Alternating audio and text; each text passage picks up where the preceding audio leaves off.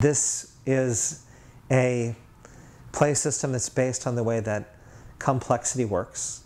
The idea being that a system like DNA is based on some very simple sets of rules that, when applied into a robust environment, are capable of infinite number of behaviors, patterns, and creations. Early on, I took my own muscle proteins and put them in a test tube and watched them go through this self-organizing contraction. There's something in that phenomena that I knew was this language of living systems that could be applied to so many different orders of magnitude, and it's a metaphor for different cycles of becoming and regenerating. In the early 1800s, the 1830s, this idea about development was very new, that people like Darwin and Ernst Haeckel were just taking on this idea of, Ernst Haeckel's famous ontogeny recapitulates phylogeny was really about the idea that in the development of the individual, embryologically, that it recapitulates the history of the whole species. And for me, I realized that as an artist, that was one of the last refuges in the 20th century for the individual to go back and recapitulate the history of our culture through the individual. And I felt like that's really, to me, the key of social sculpture and working as an individual, is that you're able to recapitulate some of that history. And for me, bringing, I was working with artificial life programs, and I felt it was a very important type of research and learning about this kind of dynamics and the scope of what self-organizing systems could be. I saw that in the history, in some ways, of 60s and 70s, structuralist, minimalist work. Looking at a Donald Judd or Saul LeWitt, and there are different rules and algorithms that they started to build their pieces by.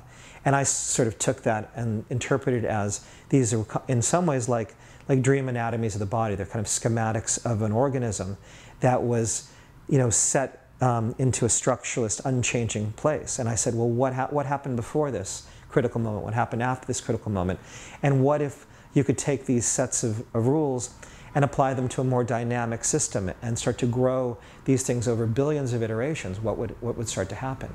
And I realized that over time, that these formal, decisions of, putting what the dimensions of a geometry were, over iterations, they start to take on things other than formal behavior. They take on pattern making, and that pattern making takes on behavior, and eventually that behavior takes on some kind of social consequence. And very clearly to me, when I started making ZOOB and I only had a certain number of ZOOB units and kids are playing with it, first they connect one thing to another, just like learning the alphabet.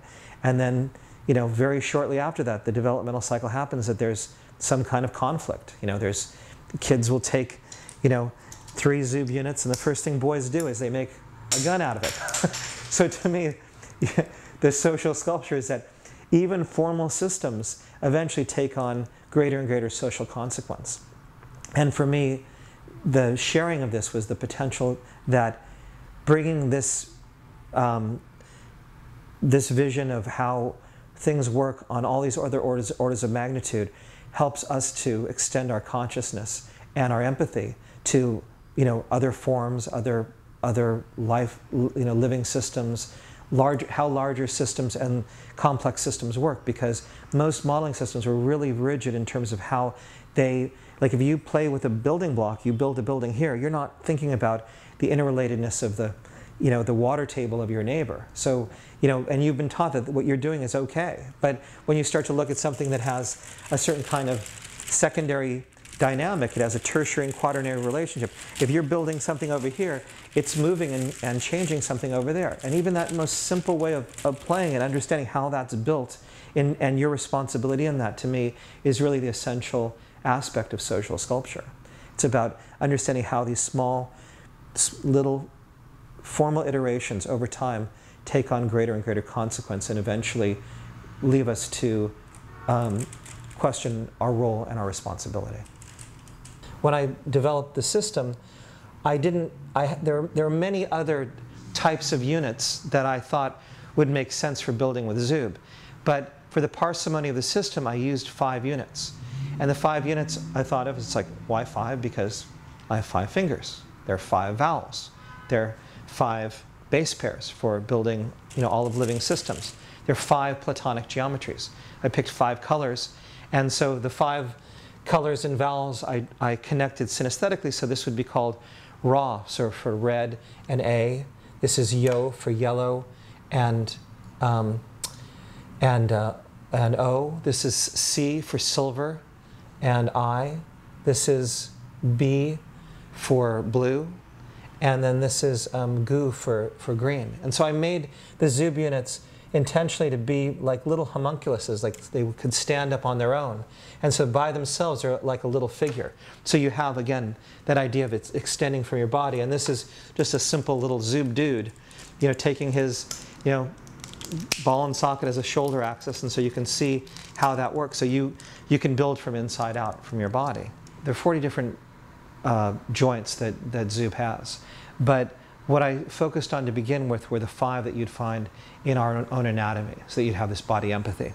And so the 5 joints that are within the anatomy are the pivot joint, like this, that you'd find in your neck, back and forth, for the atlas and axis to be able to turn on.